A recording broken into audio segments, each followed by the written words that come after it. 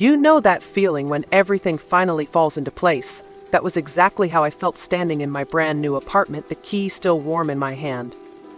My name is Claire Harris. I'm 29 years old, and after 6 long years of sacrifice, saving, and working harder than I ever thought possible, I could finally say the words I had dreamed of for so long. I own my home. No mortgage, no roommates, no asking for permission to hang a photo or paint a wall. This place was mine, every corner, every window, every inch. I had worked tirelessly to get here.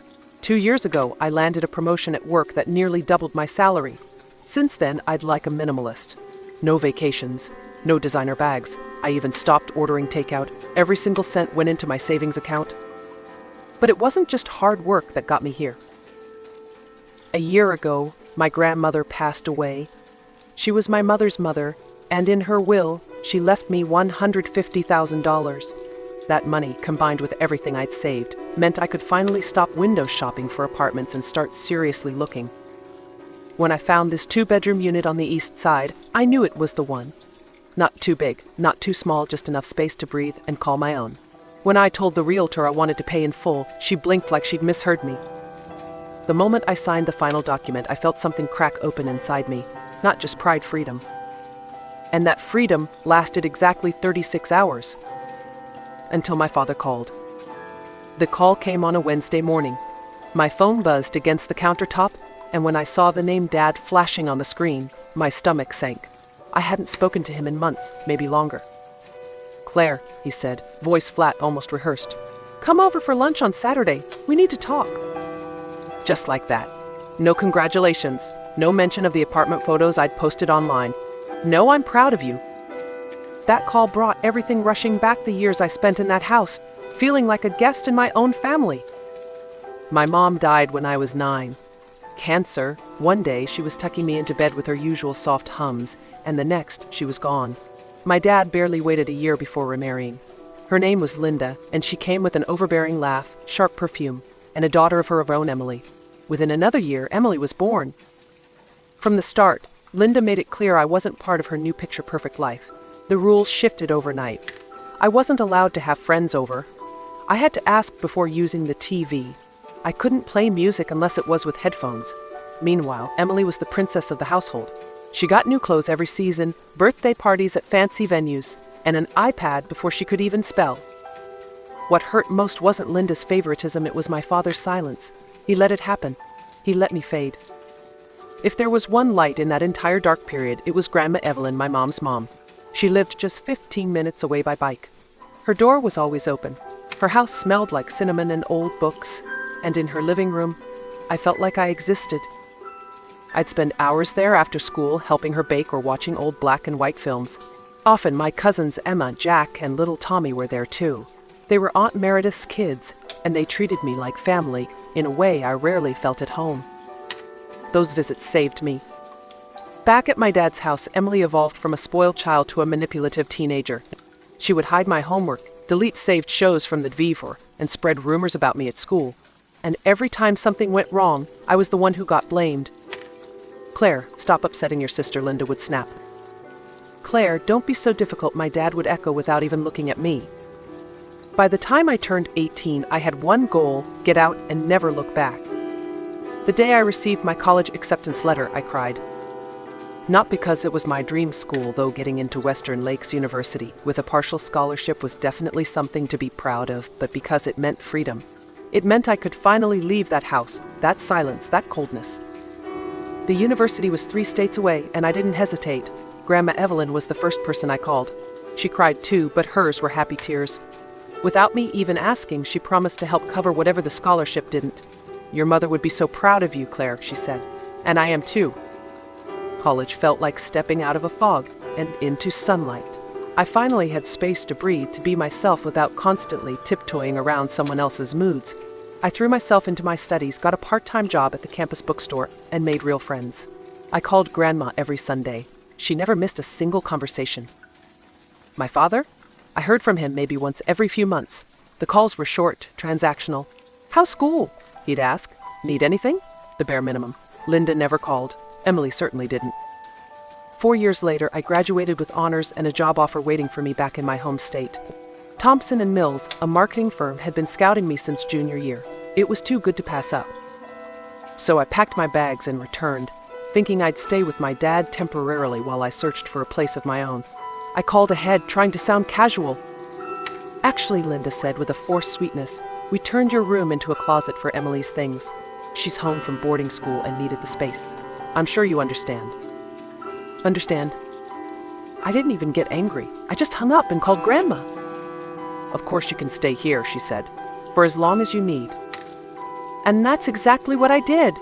I moved into the guest room at Grandma Evelyn's house, started my new job, and within 6 months I had enough saved up to rent a tiny studio apartment. It wasn't much, but it was mine. And for the first time in a long time, I felt like I was building something real. 1 year later, everything changed again. Grandma Evelyn passed away in her sleep peacefully, the doctor said. A stroke. Sudden.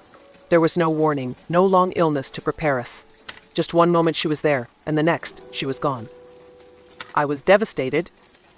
The woman who had loved me when no one else did, the one person who made me feel like I mattered, gone. I felt unmoored, like a piece of my foundation had cracked.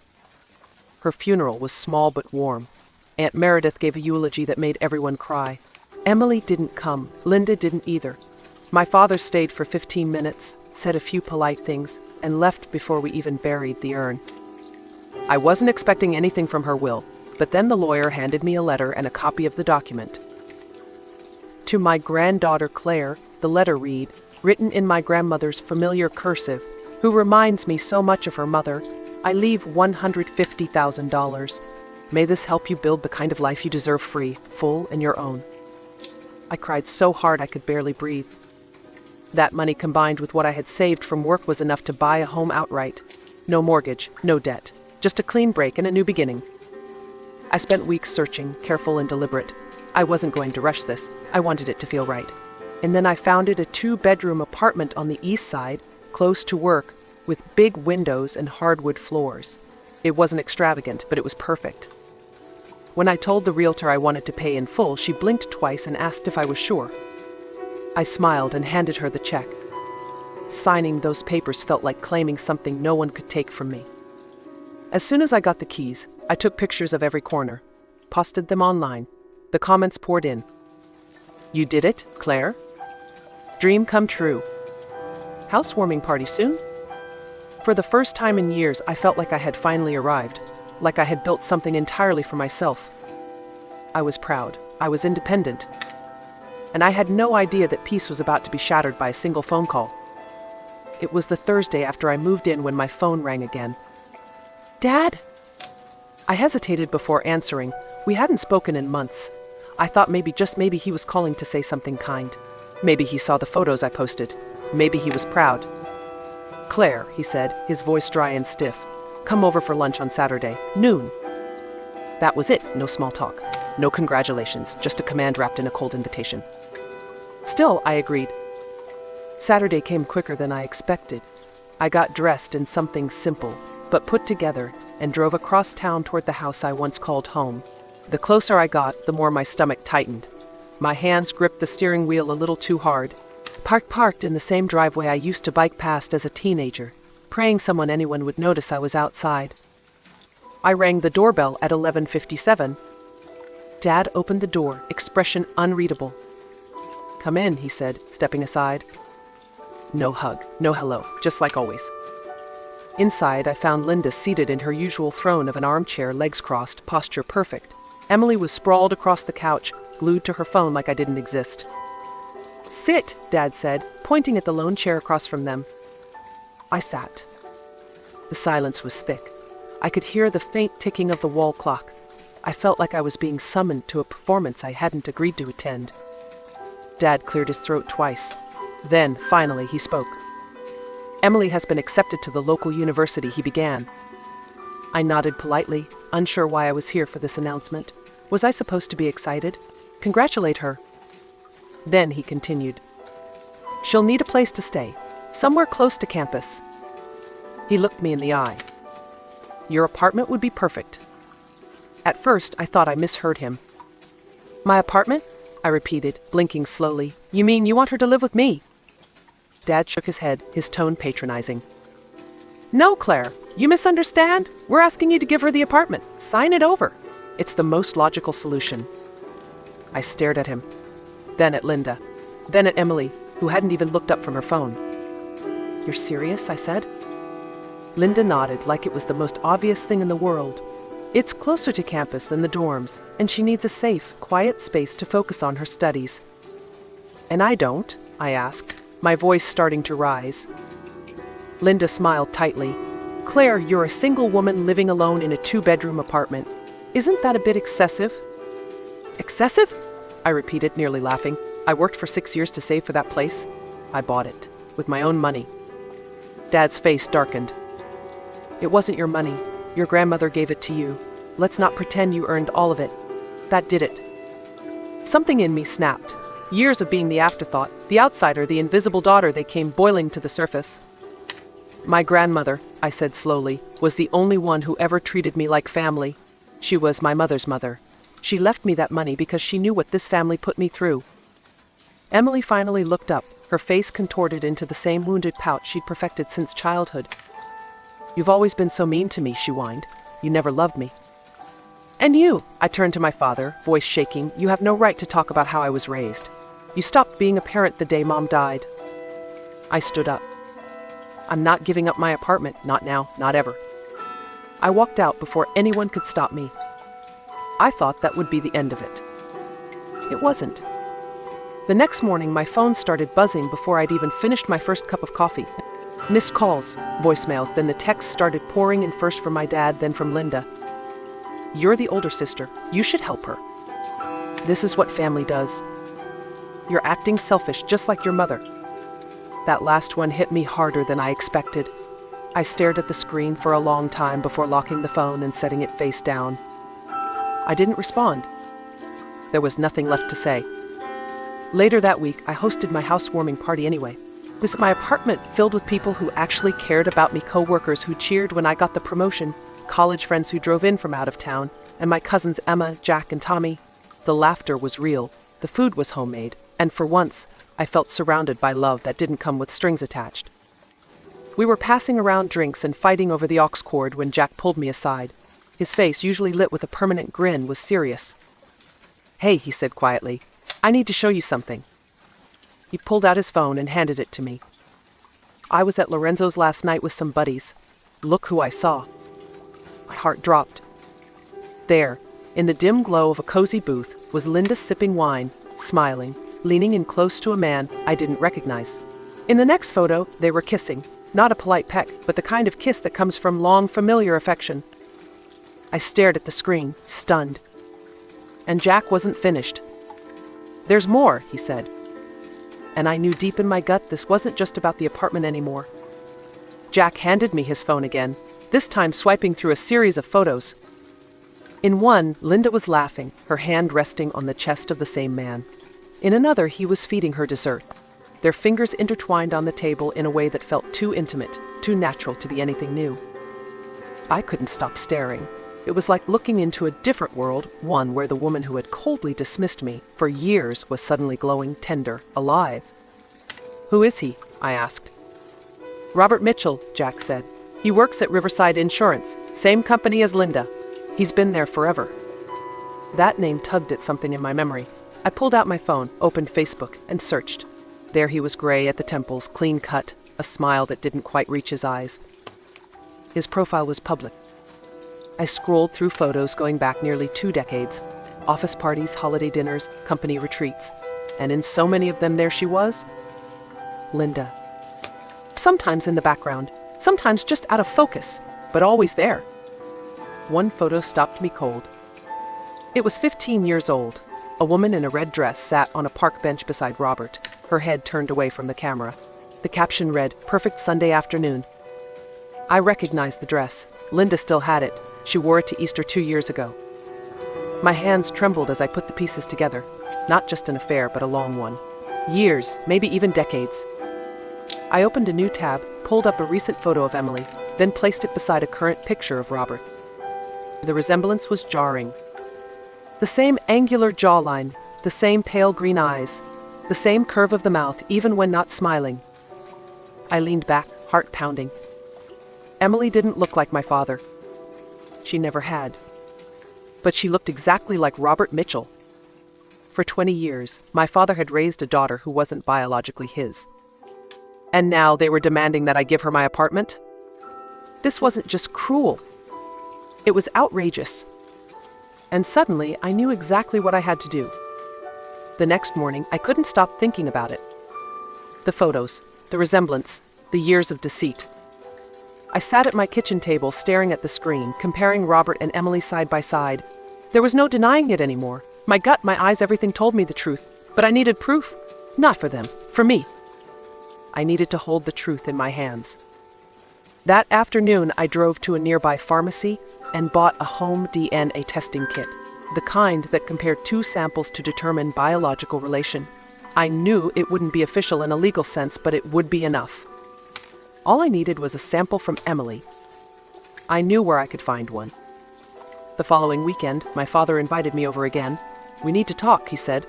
His tone was colder this time, like he was the one who'd been wronged. I said yes. I played the role of the reluctant daughter, said I was willing to listen, that I just needed time to think. And while they were downstairs lecturing me about family and sacrifice, I excused myself to use the bathroom. Instead, I slipped quietly into Emily's room, my old room, once upon a time. It was just as pink and perfect as I remembered. Her hairbrush sat neatly on the vanity. I pulled a small Ziploc bag from my pocket and, hands shaking, carefully collected several dark strands, long, identical to Robert's. When I got home, I packaged it with my own sample and dropped it off for testing. And then I waited. Every hour felt like a lifetime. I didn't tell anyone, not Jack, not Emma, not even Aunt Meredith. Because some truths are too dangerous to share until you're ready to use them. And I intended to use this one. 3 days later, my phone rang again. It was my father.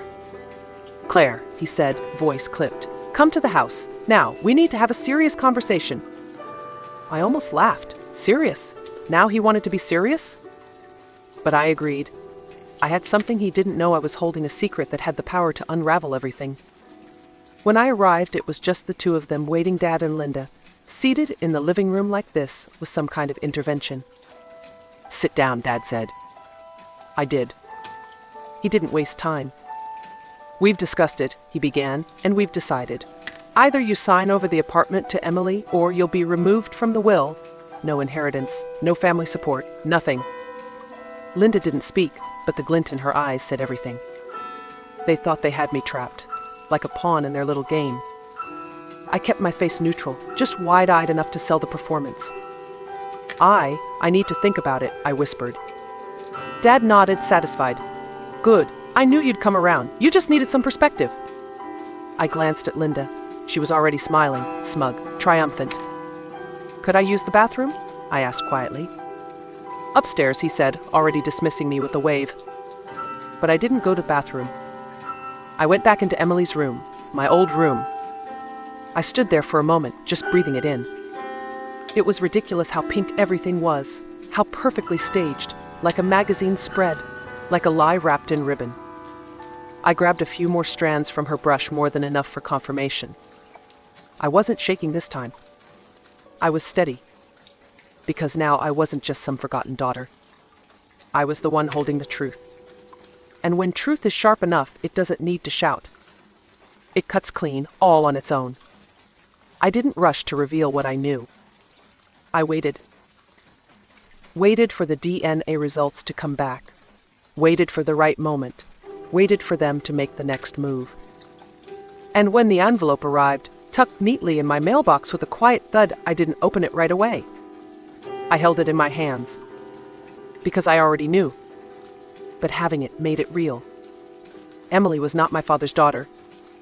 It was written in clean, clinical language. No drama, no speculation, just the truth, undeniable and absolute.